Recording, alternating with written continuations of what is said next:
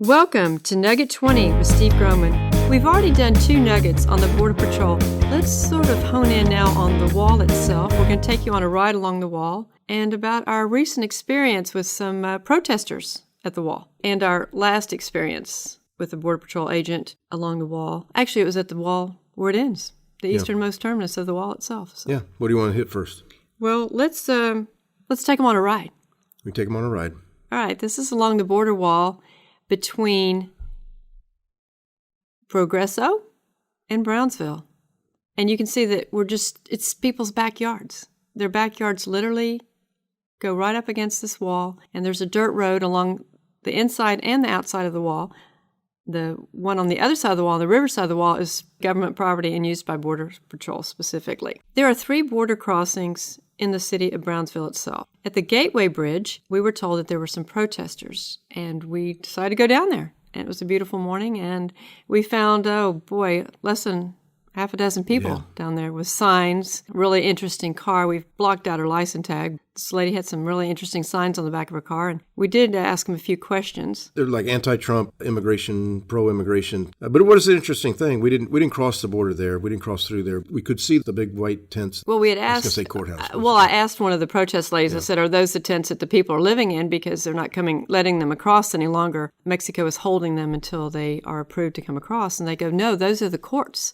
Yeah, the courts. So that it was an enormous project, massive amounts of tents of the courts. But there was very little activity at that border check station there compared to most of them we've been to. Right, and the interesting thing was that we were shut down told that this was going to be this huge rally. Had been on the news in San Antonio a couple of days ahead of time, and we thought it was really going to be something, but it didn't turn out to be much. Saw 10 people. Yeah. Right. When we had asked the Border Patrol agents about it in the previous days, they're all like, they didn't know about it. It was no high alert. Maybe when you hear things on the news about these big protests, if you just really investigate, you'll find that it's not that big of a protest at all. Correct. That was our last morning in Brownsville, but that last night, early morning, was a little bit more interesting. I had discovered that South Texas, far South Texas, and down in South Florida, you can actually see the Southern Cross in the sky. We've asked a lot of people. Most people don't even know what the Southern Cross is, but if not, we'll do a nugget maybe on that. You look it up. We'll just go with that. To see it, we got to be there between 3 and 5:30 in the morning. So at 3 o'clock, I woke up and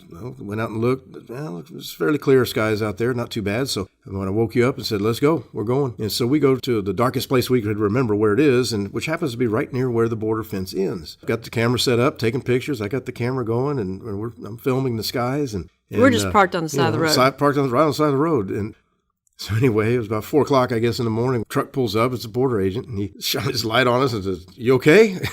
"Yeah. What are you doing?" Not too many people have cameras on tripods on the side of the road in the middle of the night. Tripods in the middle of the night pointed upwards. He said, "We're just filming the sky." He said, "A camera? You got it pointed up?"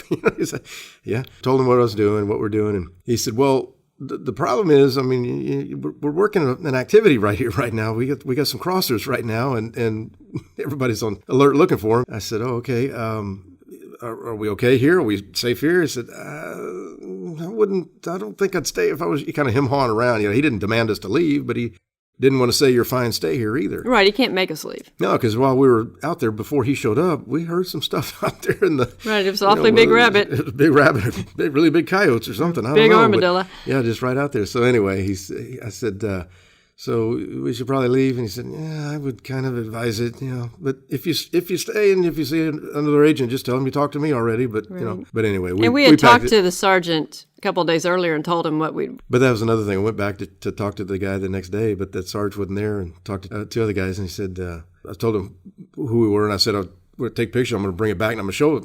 He said, "Oh, yeah, you were talking to Sarge." It was fun. Again, they're just regular people. Just regular people. Everybody's got this thing that they're just these meanie people. Ogres. These ogres. They're just regular people doing a job, and we really appreciate them keeping this country safe. And they have a big job because in the middle of the night, anything could turn really, really bad in a real fast hurry. And, absolutely. Some bad things have happened to some of these guys. And in spite of all that, they're still just super folks for the most part. Everyone we've run into, they're just great people. Talk to them and have a good time and support these guys and pray for them. Keep watching our nuggets. And while you're at it, tell 10,000 of your closest friends about our YouTube channel. Like, subscribe, hit that little bell, and tell others about our YouTube channel. Thank you.